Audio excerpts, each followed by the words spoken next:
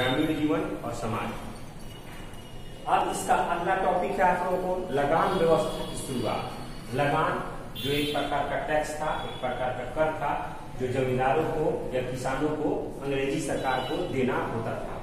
लगान इस तरह धीरे धीरे जैसे जैसे अंग्रेजों ने अपना साम्राज्य का विस्तार किया तो उन्होंने लगान व्यवस्था की शुरुआत की और सन 1789 ईस्वी में उन्होंने लगान व्यवस्था की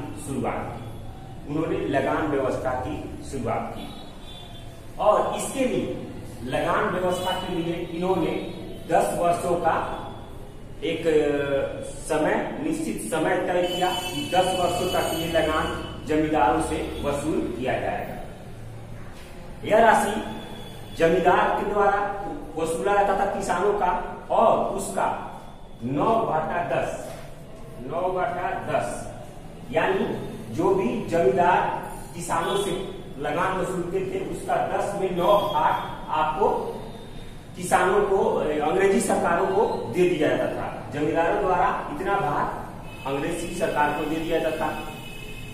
उससे ये तय हुआ कि इस राशि में भविष्य में कभी बढ़ोतरी नहीं किया जाएगा। इस राशि में या इस लगान में भविष्य में कोई बढ़ोतरी नहीं किया गया। इसी को उन्होंने अस्थाई बंदोबस्ती का नाम दिया। अगर माना जाए कि किसी किसान के पास 100% अनाज है या जमीन है तो उसका आपको 45%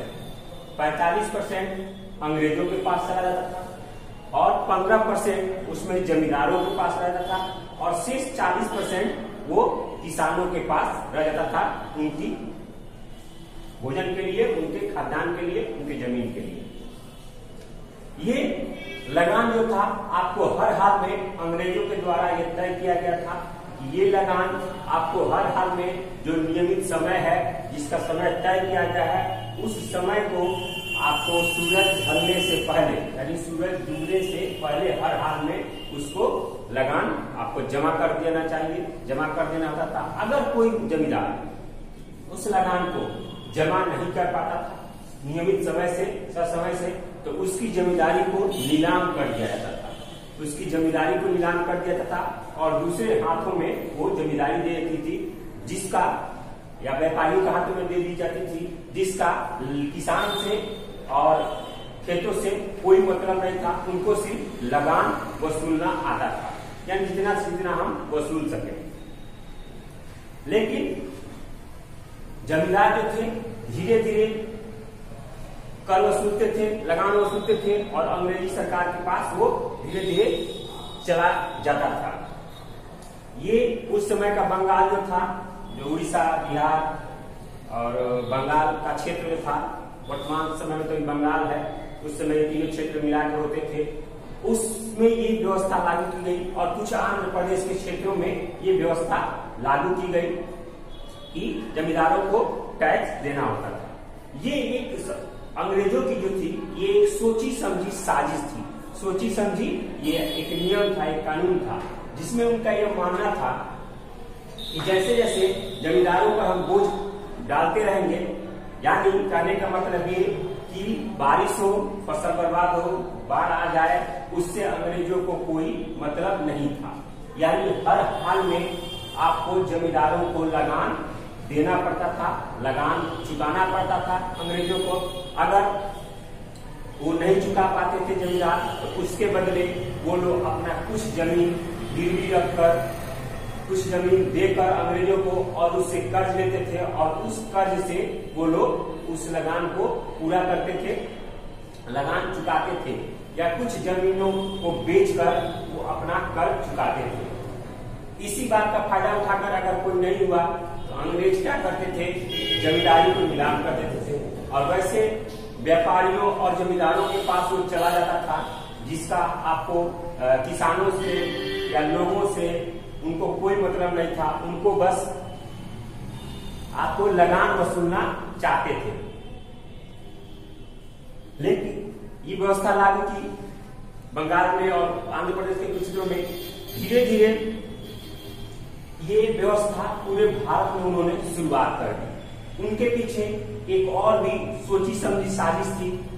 इसके पीछे अंग्रेजों की एक सोची समझी साजिश थी कि जैसे जैसे जमींदार अगर मेरे पक्ष के होंगे, क्योंकि जमींदार जो होते थे वो किसानों की रिलेटेड करते थे, भारतीय लोग थे, लेकिन उनकी ये साजिश थी, उनकी ये सोच थी कि कैसे भी हम अपने पक्ष के लोगों को जमींदारी दिलवा दें, कैसे भी कोई भी नियम बनाकर, कोई भी लगान का ज्यादा टैक्स लेकर और अपने व्यापारियों या अपने जमींदारों को अगर वो देते हैं तो एक हमारा यहाँ पर समर्थक समूह बन जाएगा, यानी हमको सपोर्ट करने वाला एक समूह बन जाएगा, जिससे हम यहाँ पर अंग्रेजी शासन अधिक से अधिक दिनों पर चला सकेंगे।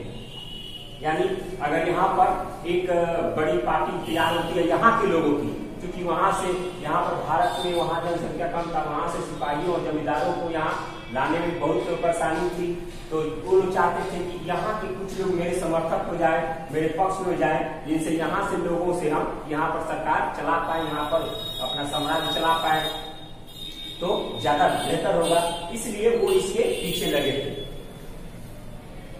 और 20वीं शताब्दी तक, 20वीं सदी में जब उन्होंने उनके खिलाफ बहुत सारे जब आंदोलन हुए इस लगान के खिलाफ, तो उस समय बहुत से भारतीय लोगों ने, बहुत से भारतीय जमींदारों ने उनके पक्ष में समर्थन किया था, उनके पक्ष की तरफ से लड़ा था।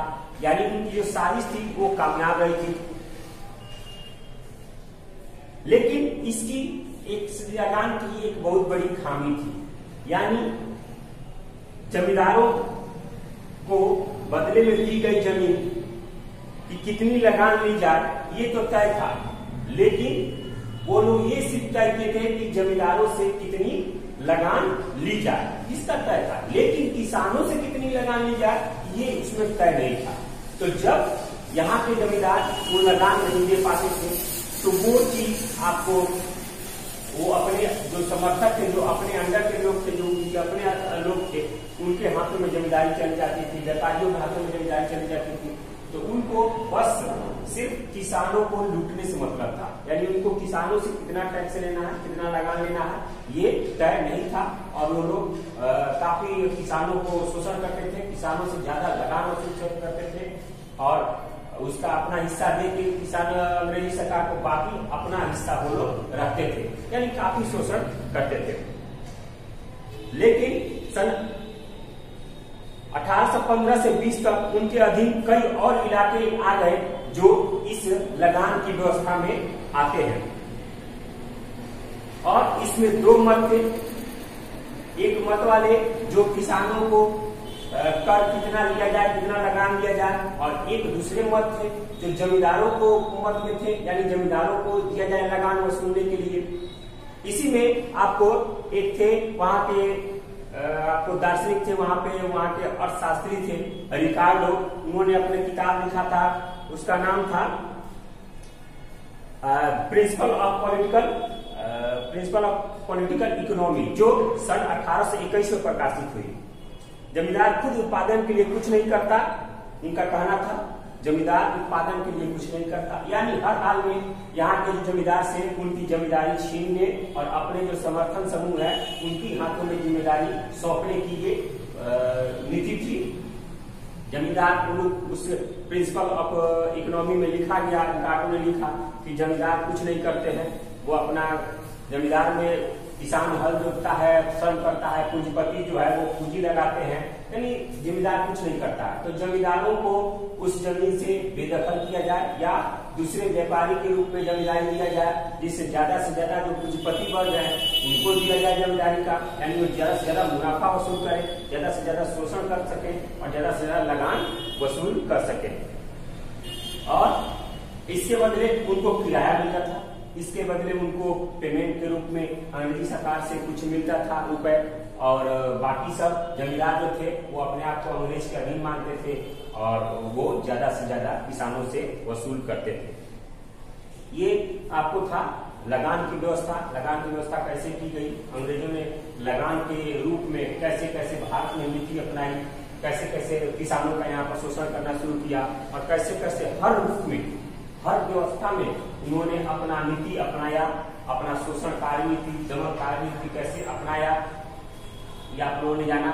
अगले वीडियो में हम अगले टॉपिक यानी रैयतवाड़ी व्यवस्था, रैयतवाड़ी व्यवस्था क्या है इसके बारे में जानेंगे। ये लगान आप लोगों ने जाना। अगले वीडियो में रैयतवाड़ी व्यवस्था के साथ मिलेंगे। अगला टॉपिक आप लोग जरूर पढ़ के आइएगा किताब से, ताकि आपको समझने में काफी आसानी होगी। अगले वीडियो में मिलेंगे। धन्यवाद।